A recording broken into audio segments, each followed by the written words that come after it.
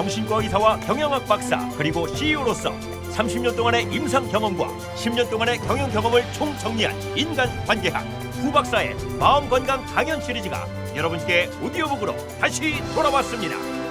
YMI, 힐링 스트레스, 관계방정식, 변화의 신, 그리고 선택의 함정, 자기 개발을 위한 종합 선물 세트, 현대인의 토탈 힐링 성서이며 직장인의 신명심 보감이자 마음을 움직이는 화제의 신간 5권을 지금 인터넷으로 만나실 수 있습니다.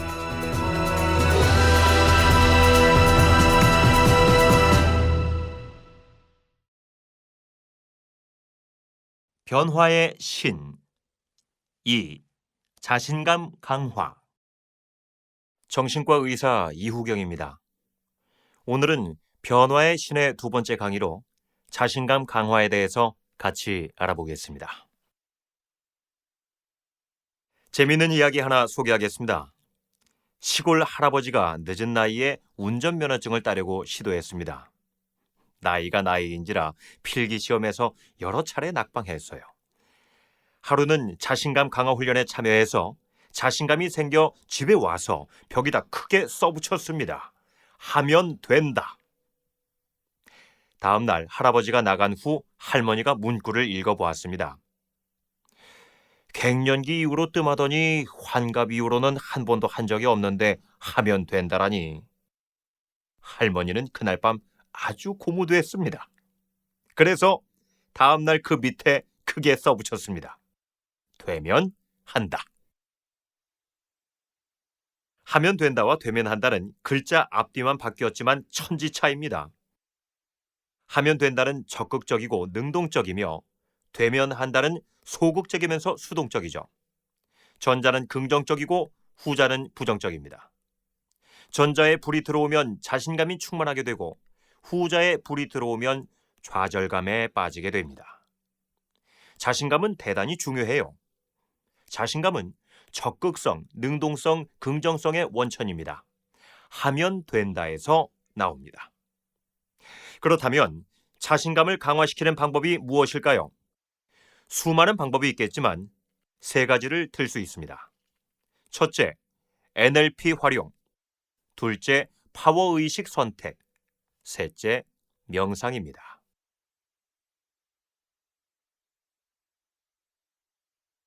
그 첫 번째 방법은 NLP를 적극 활용하는 겁니다.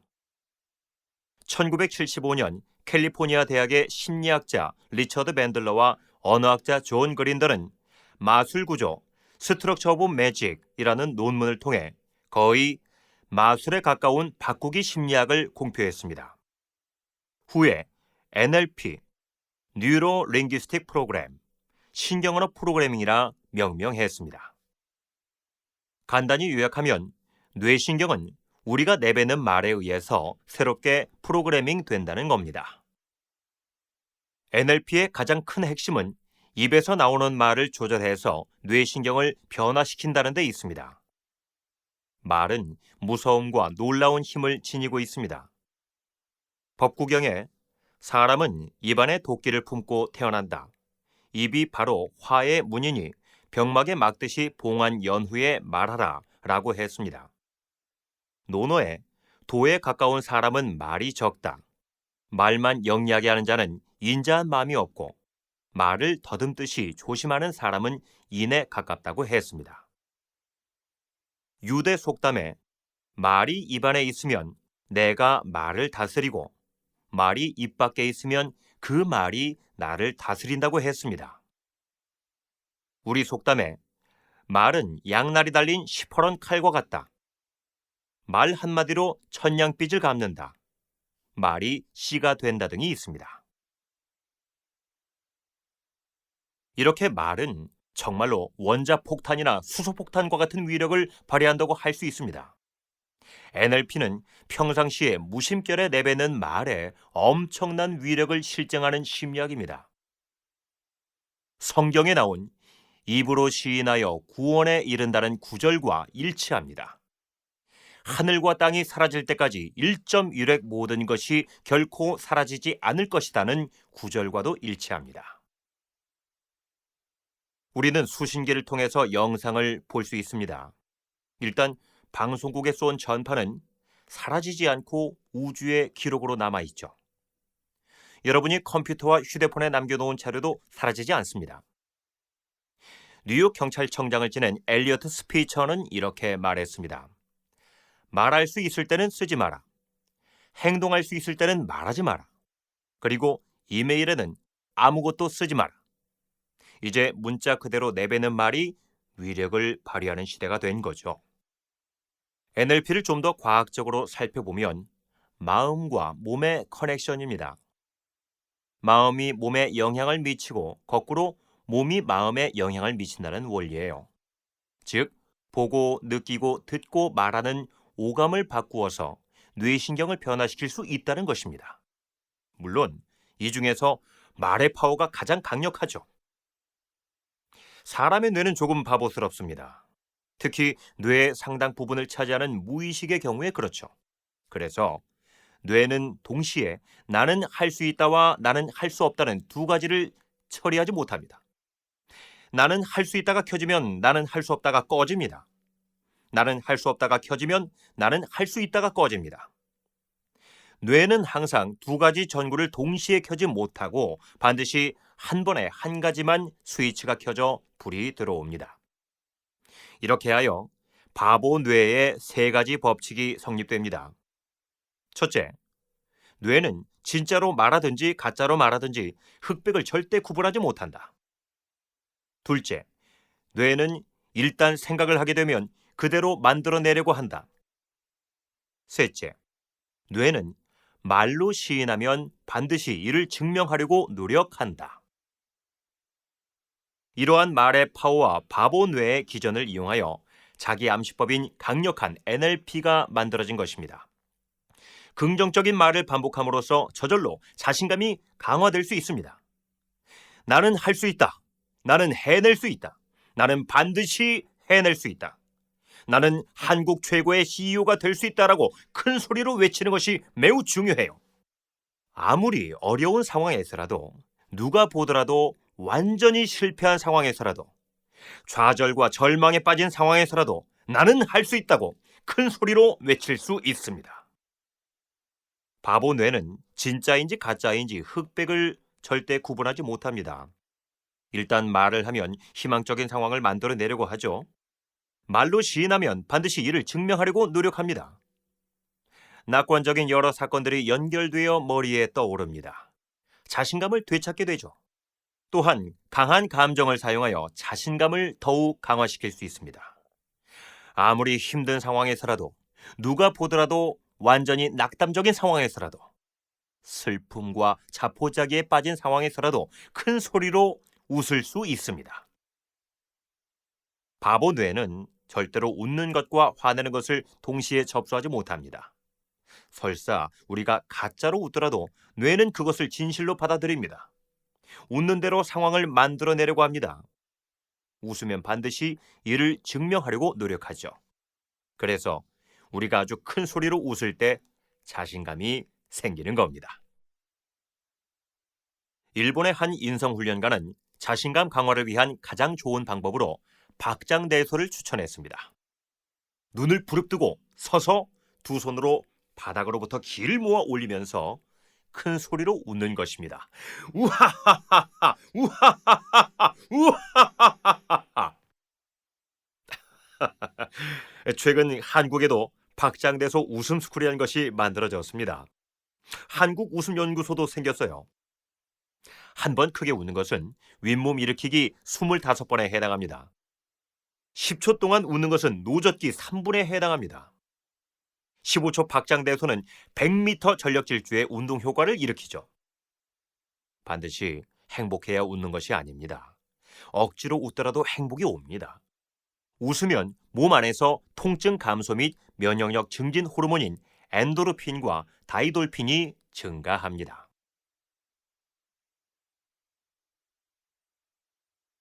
다음으로 둘째 방법은 파워의식을 선택하는 것입니다. 미국의 유명한 정신과 의사인 데이비드 호킨스는 파워와 포스의 법칙을 주장했습니다. 한국에 의식혁명이란 책으로 번역되어 나와 있습니다. 간단히 요약하면 파워의식을 유지함으로써 자신감을 증대시킬 수 있다는 이론입니다. 호킨스는 조지 굿 하트 박사의 운동역학 원리를 이용하여 오랜 임상실험을 걸쳐 의식의 17단계를 제시했습니다. 의식은 인간 행동에 숨겨진 결정인자입니다. 인간 행동을 바꾸려면 말과 생각 이전에 의식을 바꿔야 한다고 했습니다. 즉, 의식을 바꿀 때 생각이 바뀌고 생각이 바뀔 때 말과 행동이 바뀐다는 이론입니다. 의식의 17단계를 살펴보면 다음과 같습니다. 의식의 밝기는 룩스로 표시되는데 20룩스에서 시작해서 1000룩스까지 있어요. 이는 자연수가 아니라 대수의 값으로 표시합니다. 그래서 100은 100의 10승이고 200은 200의 10승입니다. 우리는 17단계의 의식 수준을 하루에도 여러 차례 오르락내리락 하면서 살아가고 있습니다. 호킨스는 딱 중간에 해당하는 9단계인 200룩스를 경계점으로 했습니다. 200룩스 이상은 파워의식이라고 해서 인류를 성숙하게 하는 긍정적인 힘이라고 했고 200룩스 미만은 포스의식이라고 해서 인류를 퇴보시키는 부정적인 힘이라고 규정했습니다. 파워의식은 전체의식에 해당하고 포스의식은 부분의식에 해당하죠. 파워의식은 이타주의에 기초하고 포스의식은 이기주의에 기초합니다. 간단히 살펴보면 가장 낮은 의식 수준인 1단계는 수치심으로서 20룩스에 해당합니다. 죽지 못해 사는 수준이죠. 수치심은 굴욕감을 통해 잔인한 행동으로 표출될 수 있습니다. 정신병원에 입원한 한 소녀는 심한 수치심이 잔인한 행동으로 표출돼서 자신이 사랑하는 고양이를 세탁기에 돌려 죽게 했습니다. 다음 2, 3, 4단계는 죄의식, 무기력, 슬픔입니다. 슬픔은 무기력보다는 나은 단계예요. 무기력 환자가 울기 시작한다면 회복의 조짐이라고 볼 수 있습니다. 5단계, 두려움은 생명체의 생존 본능입니다. 자칫하면 공포증, 강박증, 편집증으로 발전할 수 있습니다. 다음은 욕망과 분노입니다. 6단계 욕망은 돈, 명예, 권력으로 요약될 수 있는데요. 후진국에 만연되어 있는 현상이라고 볼 수 있습니다. 7단계 분노는 적대감과 복수로 이어질 수도 있지만 자기 개혁과 사회 개혁으로 승화될 수도 있습니다. 8단계 자존감은 포스의식의 마지막으로 일명 프라이드라고 할 수 있는데 인생의 버팀목이라고 할 수 있습니다. 그런데 이러한 자존감은 파벌과 이데올로기의 원인이 되고 그래서 종교 전쟁, 정치적 테러로 이어질 수 있습니다. 한국에서는 요즘 다름을 받아들이는 문화가 서서히 정착되고 있습니다.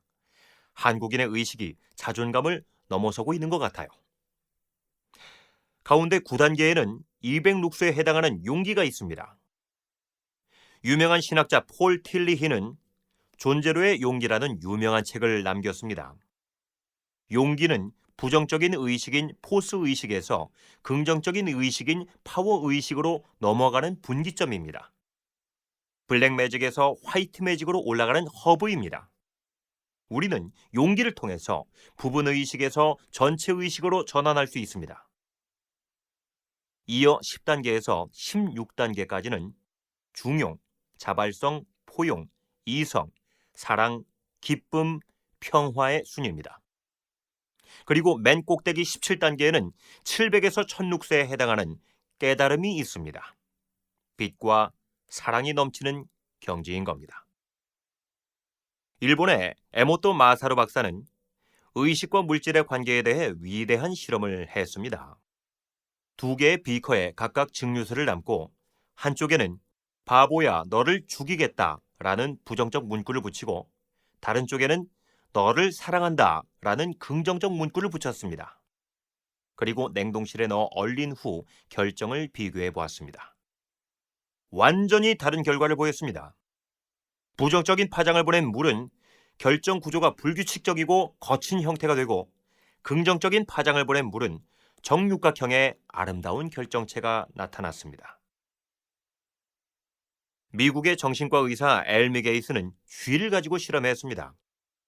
몹시 화가 난 사람의 주변 공기를 압축해서 그 액체를 쥐에게 투여했더니 그 쥐가 얼마 가지 않아 죽었어요. 그런데 매우 기뻐하는 사람 주변의 공기를 압축해서 쥐에게 투여했더니 그 쥐는 훨씬 활기차게 돌아다녔습니다.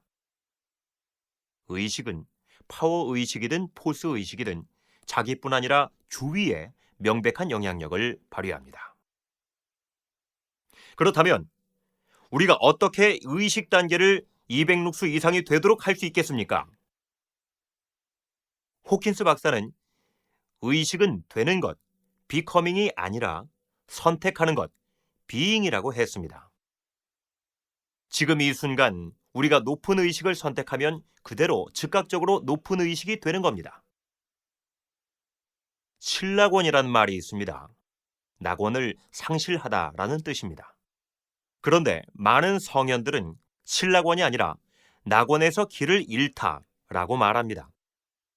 천국이 하늘에 있는 것이 아니라 내 마음속에 있는 겁니다. 이미 우리는 낙원에 있습니다. 그냥 스스로 선택하기만 하면 되는 겁니다. 내 자신의 의식 상태를 seeing, 잘 보고, watching, 잘 관찰하는 것입니다. 그리고 순간 의식을 바꾸는 거죠. 부정적인 관점에서 긍정적인 관점으로, 포스 의식에서 파워 의식으로. 아주 쉽습니다. 의식은 되는 것이 아니라 선택하는 것이다. 한 동네에 허름한 교회를 지키는 신부님이 있었습니다.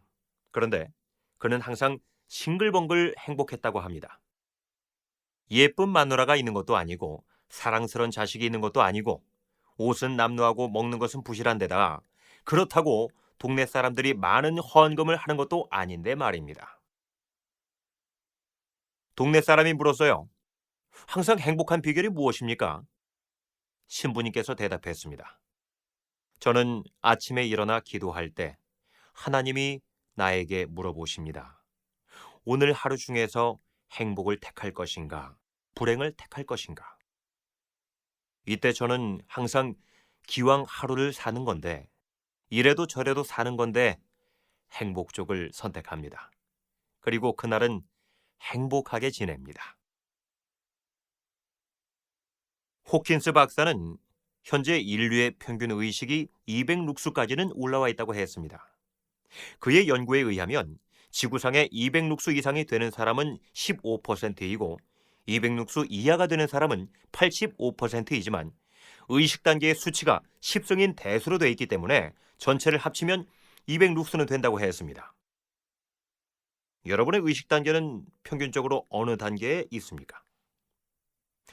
저의 사명은 이 땅에 러브, 피스, 조이, 프리덤을 실현하는 것입니다. 여기서 러브, 피스, 조이, 프리덤은 바로 사랑과 평화와 기쁨과 깨달음에 해당하는 것으로서 호킨스 박사의 의식 단계에서 최고 단계를 지향한 것입니다.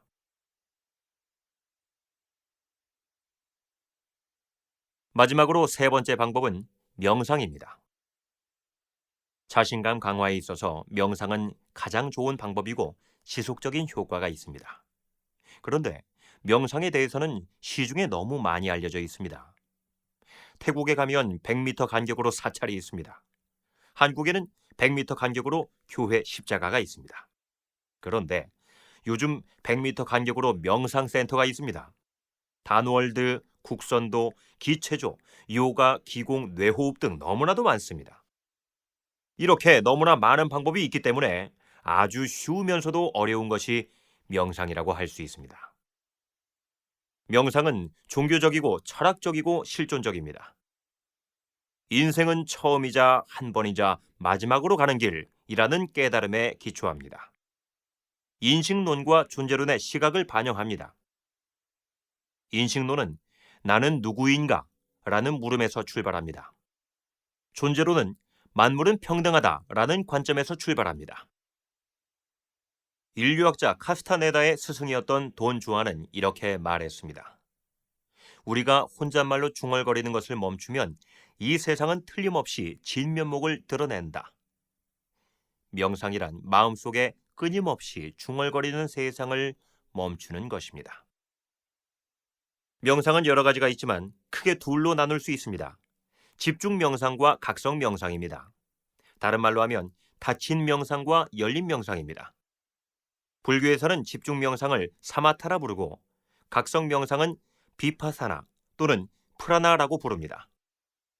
집중 명상은 삼매경이나 절정에 도달하고 각성 명상은 사토리나 깨달음에 도달합니다. 탄트라의 경지입니다. 집중 명상은 한 점만을 강렬하게 응시하는 것이고 각성 명상은 가능한 많은 점을 응시하는 겁니다. 집중 명상은 한 대상에 초점을 맞추는 것이죠. 촛불에 집중하는 겁니다. 촛불과 동일시하게 되는 거예요. 내가 촛불이고 촛불이 나인 경지로 들어가는 겁니다. 주체와 객체가 하나 되는 합일의 지경으로 들어가는 겁니다. 삼매경 절정 경험의 순간입니다. 각성 명상은 밤하늘의 모든 별에 초점을 맞추는 겁니다. 고요하고 침착한 상태로 몰입합니다. 우주 전체가 나에게 스며드는 느낌을 가지게 됩니다. 내가 우주가 되고 우주가 내가 되는 합일의 지경으로 들어가는 거죠. 사토리, 해탈의 경지에 들어간 겁니다.